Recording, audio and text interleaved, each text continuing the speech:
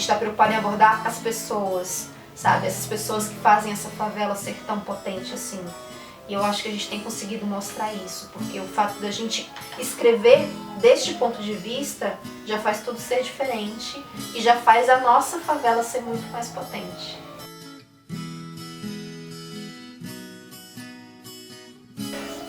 O Favela Potente ele surgiu assim de uma necessidade da gente colocar os nossos pensamentos, né, na internet e também convidar pessoas para colocar o delas. A gente acredita muito na experiência das pessoas e que nem sempre elas têm espaços para expor essas experiências, essa visão de vida. E às vezes também os meios que tem, eles estão moldados e aí inibe a pessoa de colocar. Por exemplo, a academia é um meio onde você pode colocar o seu pensamento, mas de uma tal forma. Tem regras para você botar.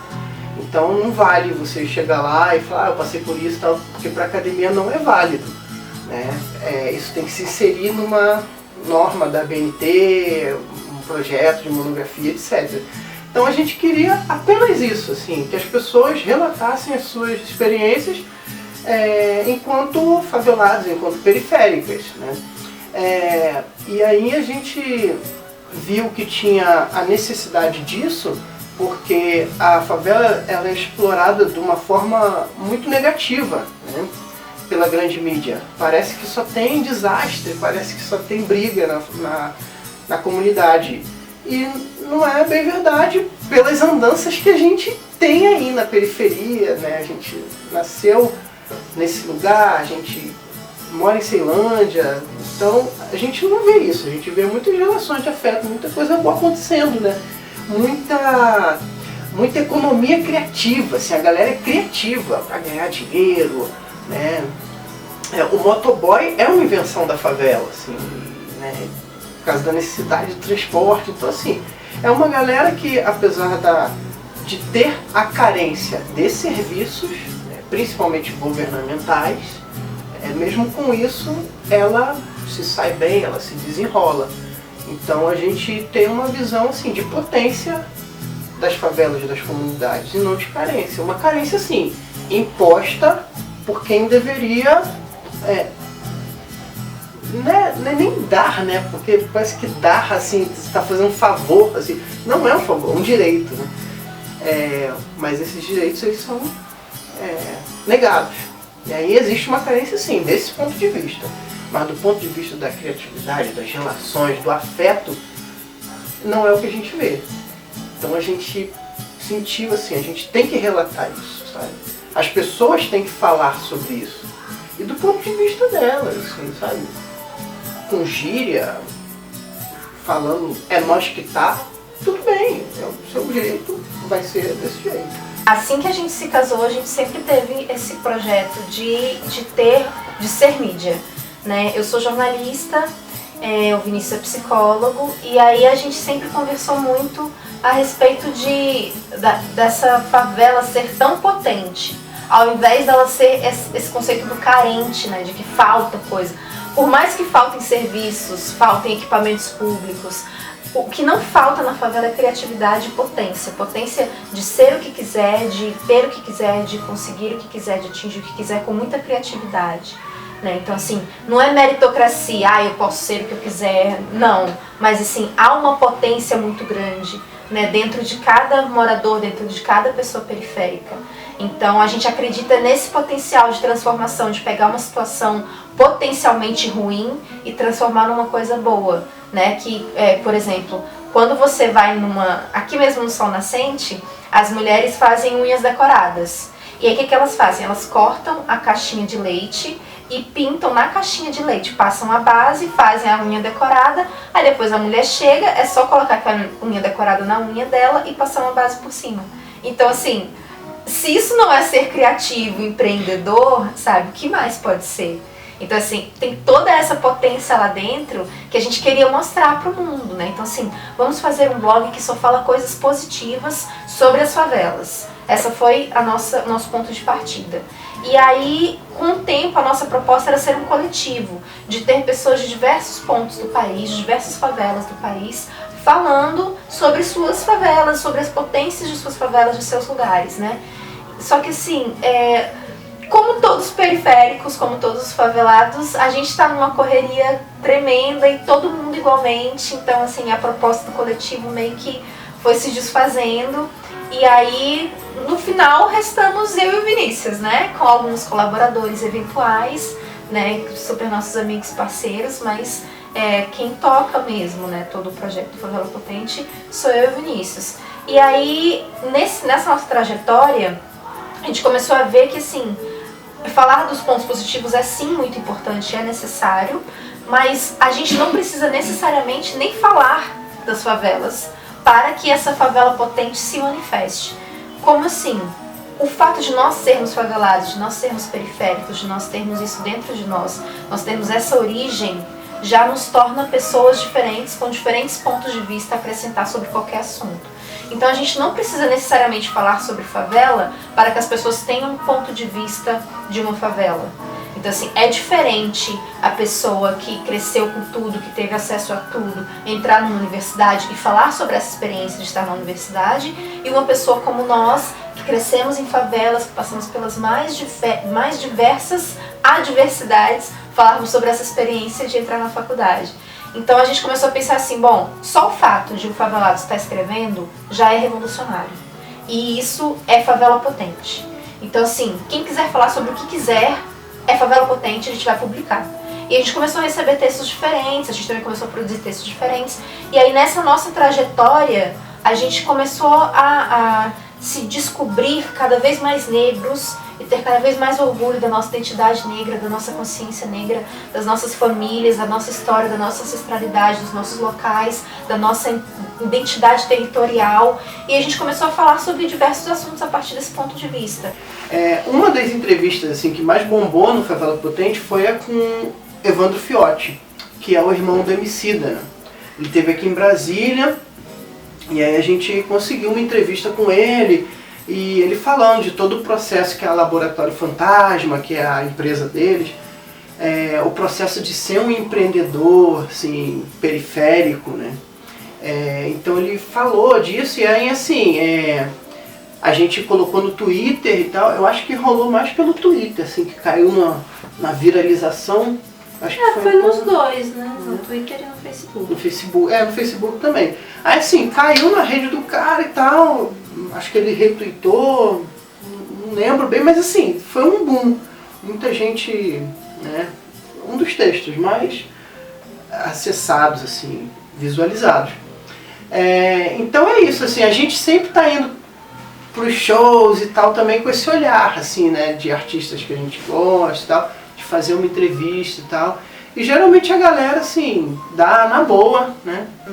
E como todo favelado periférico, a gente tá numa correria, a gente trabalha, a gente faz outras atividades, e a gente tem uma série de entrevistas guardadas, assim, que a gente não tem tempo de fazer a transcrição e tal.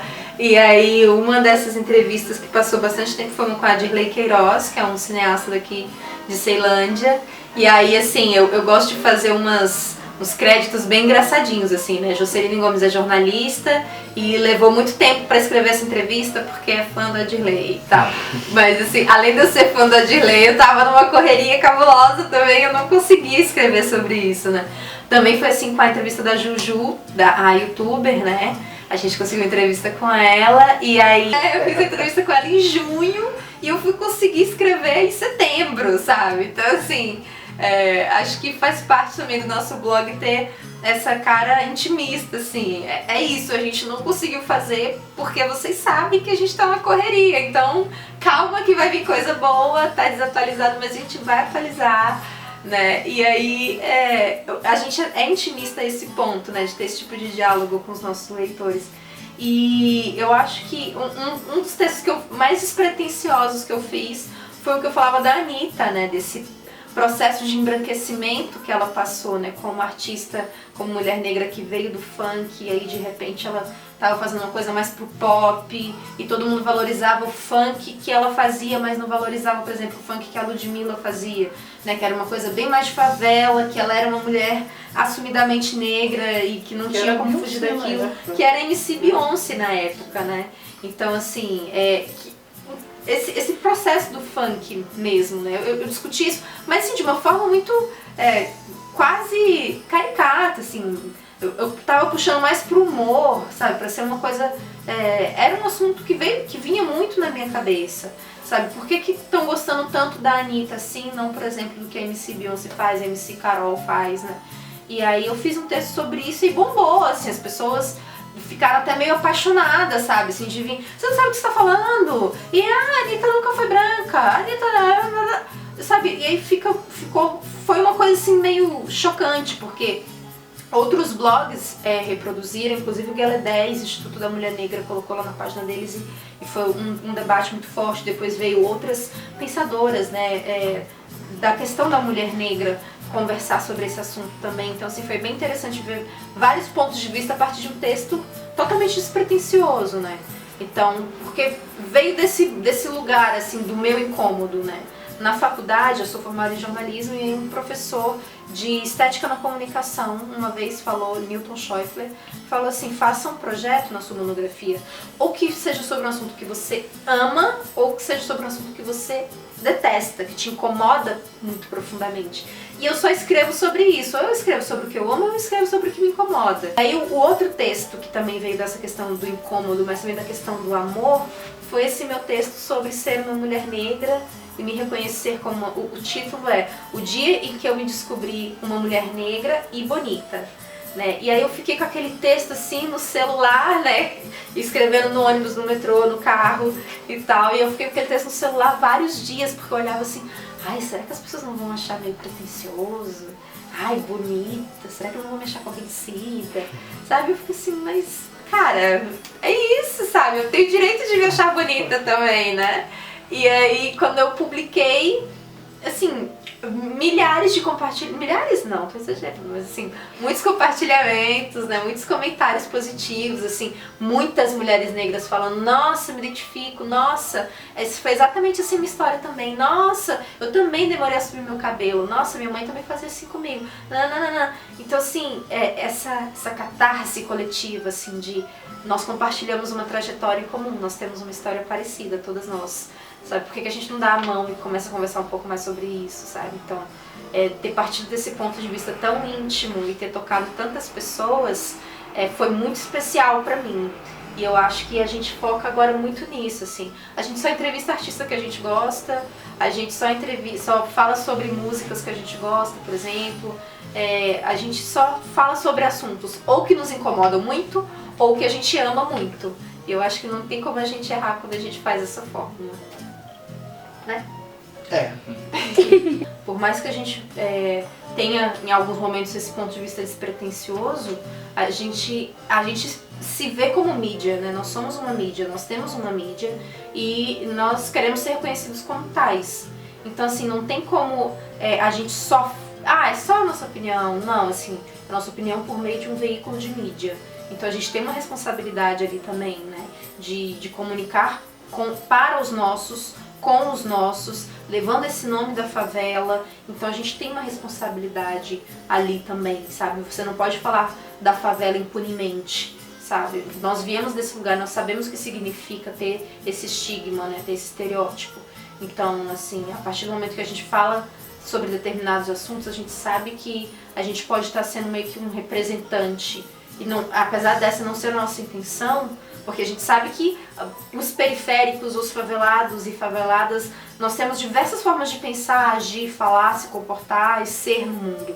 Então a gente não pretende ser representante de ninguém. Mas o fato da gente carregar esse nome implica uma grande responsabilidade, a gente tem muito cuidado com o que a gente vai falar, como que a gente vai falar, sabe? Então, por mais que a gente tenha esse contato íntimo de falar de alguma coisa que incomoda ou que a gente ama, a gente também tem essa preocupação, assim, nós sabemos que mais pessoas pensam como a gente, então nós precisamos ser esse porta-voz de alguma forma, porque nós temos uma mídia, mas tem muitos que não têm, né? Então, por mais... Todo mundo tem internet hoje em dia, não é todo mundo que tem internet hoje em dia, sabe? Isso precisa ficar muito claro para todo mundo. Nós temos acesso à internet. Então nós temos que fazer um bom uso dela e é isso que a gente tenta fazer também. Eu senti um impacto quando eu comecei a usar o nome negro. aí sim eu senti impacto. Porque parece que esse posicionamento na sociedade, que é um posicionamento seu, particular, a partir de um auto-reconhecimento, uma consciência sua, e você se coloca dessa forma, mas eu percebi que eu me colocar dessa forma impactava o outro. O outro, ele às vezes se ofendia, assim, não, cara, você não é negro. Que isso? Meu Deus, mas pra que isso? Assim, esse radicalismo não é nenhum radicalismo, eu me reconheço como tal. É um processo meio que dolorido, né? Se reconhecer assim como negro. Eu acredito que a consciência negra, ela vem de várias experiências assim, amordaçadas, sabe, negadas a você mesmo, e quando você se coloca, quando você se descobre como tal, isso é uma afronta, é quase uma afronta, assim, sabe? A questão do favelado eu não senti, assim, sabe? Eu não senti, assim. Eu vejo também que tem um processo, assim, de gourmetização da favela hoje, assim, sabe? Principalmente no Rio de Janeiro, assim. A galera, os gringos estão alugando as lajes das casas do Vidigal, assim, porque tem uma vista maravilhosa. Bom, eu sou Joceline, eu tenho 28 anos, eu amo dançar muito, muito, assim, é o que eu mais gosto de fazer. Eu gosto muito de escrever também, mas também gosto muito de ler e de ouvir música. Mas sempre que eu ouço música eu penso em dançar. Então, pra mim, ouvir música não é um processo dissociado do dançar. Eu sou muito apaixonada por tudo que eu faço. Então, assim, eu tenho que amar muito aquilo que eu tô fazendo. Porque a partir do momento que aquilo não despertar mais tanto interesse em mim, eu vou abandonar aquilo com certeza, sabe? E, assim, eu sempre gostei muito de escrever e de escrever sobre as situações e sobre as experiências que eu passo. E foi nesse processo de escrever, inclusive, que eu conheci o Vinícius, né? Porque eu tenho um blog, eu tinha, né, na época da faculdade, um blog. E aí o Vinícius fazia faculdade de psicologia e ele estava lendo um livro e ele não sabia o significado de uma palavra. E essa palavra era o nome do meu blog, que é randômico. Então ele foi no Google, digitou randômico e aí tinha o meu blog, lá os últimos itens da pesquisa. E aí ele clicou no meu blog, leu alguns textos e resolveu deixar um comentário. E aí eu peguei o e-mail dele e respondi agradecendo pelo comentário, tá? E a gente começou a conversar, isso em janeiro de 2009. E aí, em algum ponto ele falou, bom, bem que você podia vir pra cá no carnaval, né? Pra cá pro Rio, né? Que ele morava no Rio, eu morava aqui em Brasília. Ele falou, bem que você podia vir pra cá no carnaval. Aí eu falei, vai, vou, por que não? Eu tinha colocado na minha lista de ano novo, né? Resoluções de ano novo, conhecer o Rio de Janeiro. E aí eu peguei e fui. Ele se conheceu, a gente ficou e tal, carnaval. Mas aí quando eu voltei, aí a gente já falou de namorar, e os dois meio assim, pô, a gente nunca namorou à distância e tal, mas pô, vamos aprender junto, então vamos. E nós namoramos 2 anos, e aí nós nos casamos em 2011 e completamos agora, dia 9 de janeiro, 5 anos de casamento. É isso. Já tinha uma profissão, né? Jornalista. Sim. Eu estava concluindo a faculdade, ia começar uma carreira, e aí eu falei, pô, vou pra Brasília, assim, né? Não é justo você que já tem uma carreira aí vir pra cá, né? E aí eu vim pra Brasília, assim, o primeiro ano foi bem difícil aqui, porque a maioria dos cariocas reclamam disso, assim, a falta de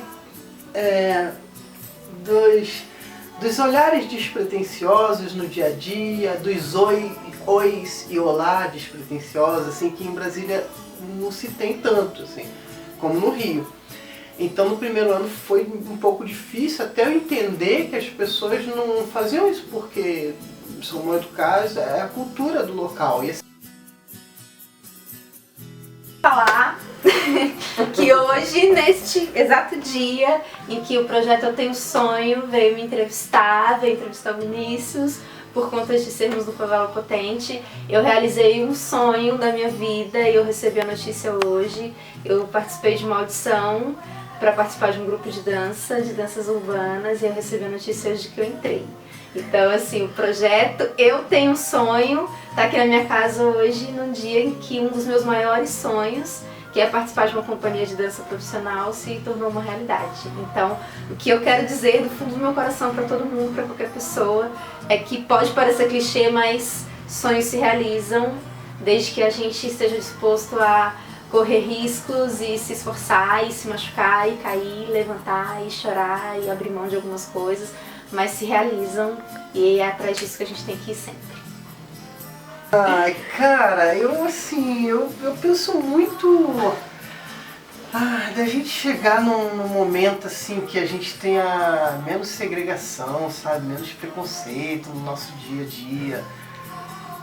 Que as pessoas possam mais ser o que elas desejam ser, assim. É difícil até de falar disso porque é tão simples, sabe? Mas é tão difícil ser simples, tá tão difícil de ser simples.